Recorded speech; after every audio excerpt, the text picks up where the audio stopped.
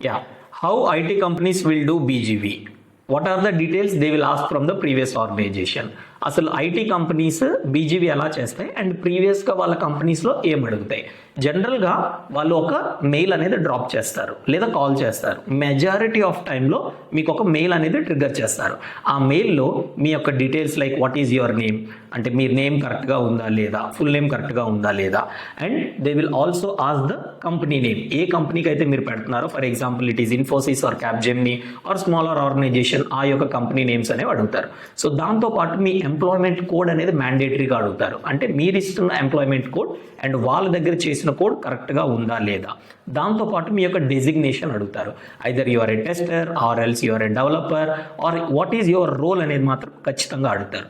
As well as దాంతోపాటు మీరు ఎప్పుడు జాయిన్ అయ్యారు అండ్ ఎగ్జిట్ డేట్ ఎప్పుడు. So when your joining date or employment date and exit date, ఈ 2 డీటెయిల్స్ మ్యాండేటరీగా ఉంటాయి.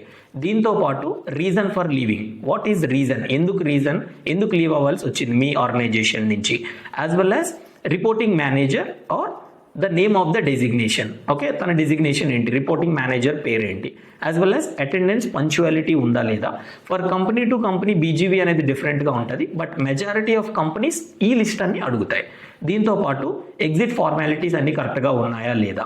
దాంతోపాటు ఎలిజిబుల్ ఫర్ రీహైర్, ఇదైతే మ్యాండేటరీ. అంటే మీ కంపెనీలో ఆ పర్సన్ని మళ్ళీ రీహైర్ చేసుకుంటారా లేదా, అంటే మీ మీద ఏమైనా ఇష్యూస్ ఉన్నా, మీ వర్క్ కరెక్ట్గా చేయలేకపోయినా రీహైర్ లిస్ట్లో అనేది ఉండదు. అండ్ ఏమైనా డాక్యుమెంట్స్ కావాలి అని అంటే, అథెంటికేటెడ్ డాక్యుమెంట్స్ ఏమైనా కావాలి అని అంటే అవి అడుగుతారు. As well as any disciplinary issues, ఏమైనా ఇష్యూస్ ఉన్నాయా, డిసిప్లినరీ ఇష్యూస్, అండ్ ఏమైనా కమెంట్స్ ఉంటే overall it is good or okay, then person is okay, he is very good guy, మీ గురించి ఆ కంపెనీ ఏమనుకుంటున్నారని కమెంట్స్లో అనేది రాయాలి. దీంతో పాటు ఎవరైతే దీన్ని కన్సెంట్ చేస్తున్నారో, like your HR or your manager, వాళ్ళ యొక్క నేమ్, వాళ్ళ యొక్క ఎంప్లాయీ ఐడి, వాళ్ళ యొక్క ఈమెయిల్ ఐడి, వాళ్ళ యొక్క company address, if any landline numbers, ఇవన్నీ డీటెయిల్స్ అడుగుతారు.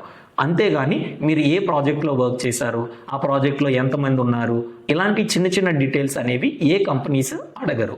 అందుకే మీరు ఏదైనా ఒకవేళ స్కిల్ అప్గ్రేడ్ చేసుకున్నా సరే ఆ యొక్క కంపెనీ డీటెయిల్స్లో ఇవేమీ అడగరు. కాబట్టి మీరు మీ యొక్క ప్రాజెక్ట్ నేమ్ని ప్రాపర్గా మెన్షన్ చేసి ఈజీగా స్విచ్ అవ్వచ్చు. సో ఏమేమి అడుగుతారనేది ఒక శాంపుల్ డాక్యుమెంట్ నేను అటాచ్ చేస్తాను మీ రిఫరెన్స్ కోసం. జస్ట్ హైడ్ చేసి మీరు ఒకసారి చెక్ చేసుకోండి. Thank you.